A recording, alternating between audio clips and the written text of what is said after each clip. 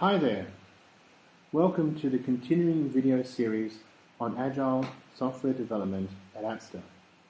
This is video number 5. In this video we're going to be taking you through Agile Contracts, what they are and why they are important and how they can benefit us. As you will recall from previous videos, there are two quite distinct styles for developing software. We have the old waterfall style of developing software, where we gather requirements, go through a development process, go through a testing process until we deliver the software. And then we have the agile style, where we go through a series of sprints, incremental sprints, understanding the software as we go, until ultimately we deliver the final product. The advantage being that the client gets to see the software at each step of the way, and they get to make changes as they need to within each sprint. Now, the one perceived advantage that the old style waterfall model has over Agile is that at the very beginning there is a belief that with sufficient analysis it's possible to determine a price and a time for the entire project. Now, we know this to be a fallacy. At the very best, it is a guess. At the very worst, it is a lie. However, one of the first questions any client will ask you is how much, how long, and what am I going to get? Agile Contracts attempts to overcome this challenge. So how do we do that? Before we do, we need to recognize the reality of the situation we find ourselves in. In traditional software development, there are 3 fixed points in a contract. These are the time, the cost, and the scope, what is to be delivered. If the software development company believes that there is to be some risk with the project, there is some degree of uncertainty, then they will make every effort to ensure that the client pays as much as possible for that project to mitigate that risk. Similarly, if it looks like the project is going to take longer, then the company will attempt to pass that risk on to the client by either charging more money or by reducing the scope. The client, on the other hand, wants to reduce the dollar value as much as possible and may negotiate quite aggressively in the early stages to ensure that they get the best deal possible. The client will also want to get the software delivered as soon as possible. And of course, the client wants everything in the scope. And as they go through the development process, anything that they believe that should have been in the scope that wasn't, they want to have added as well. So, Agile Contracts recognizes this situation. There are 3 types of Agile Contract. There is an Agile Contract where we say to the client, okay, let's fix the dollar value. This is the first type. We will fix the dollar value, but you need to give us some flexibility around the time and around the scope. We'll give you some very good estimates based on our previous understanding from other projects, what we think the time will be, and we'll certainly work with you to make sure that we deliver all the user stories in your scope. But for the first contract, we're going to fix the dollar value. We know this is your budget, Mr. Client, and this is what we'll deliver to. The second type of Agile Contract is a fixed time, where we fix the time of the project. This is particularly important for projects that have to be delivered by a certain date in order to meet their market viability. So, for example, some apps might need to be delivered by Christmas. Some apps may need to be delivered by a certain sporting event. In which case, we will say to the client, no problem. We will fix the time. We will guarantee that we will deliver this app to you by this time frame. However, we request some flexibility on the dollar value because we might need to ramp resources to try and get things done in time. And we request some flexibility on the scope. It might be necessary to drop some of the less critical functional requirements from the scope in order to meet the time requirements.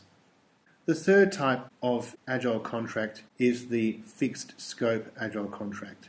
In this case, we say to the client, okay, we will fix the scope.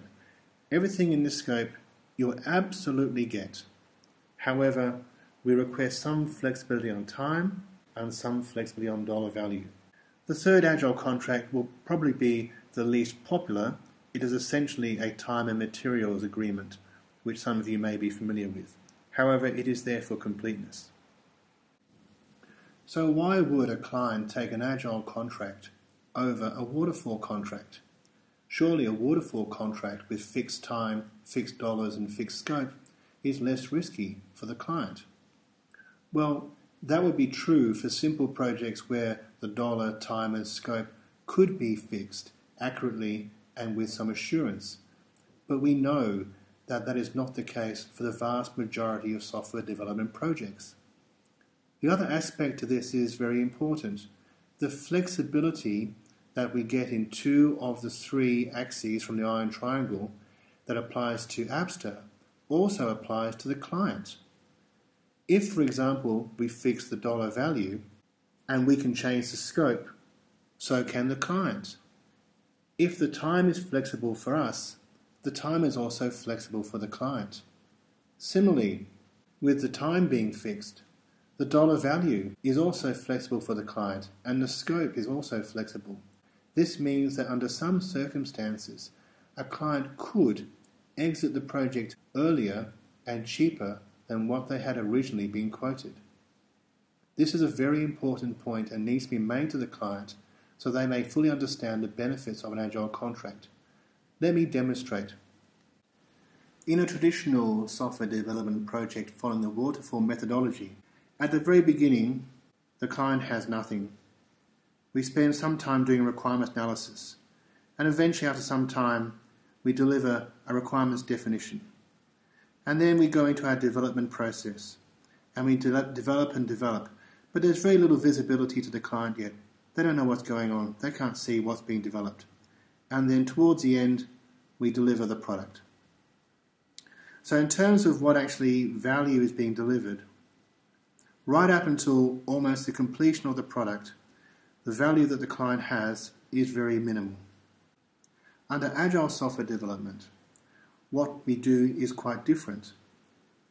We start off, we develop something, we show it to the client. We develop something, we show it to the client. We keep developing, focusing on the most valuable user stories at the beginning. So at any time, if the project were to end prematurely for whatever reason, whether it be budgetary or some sort of time event, then the client has something of value, far more than they would have had with the old school waterfall way of doing things. The interesting thing to note here is that because the client is involved every step of the way, then they have control over each of the iterations as they're delivered.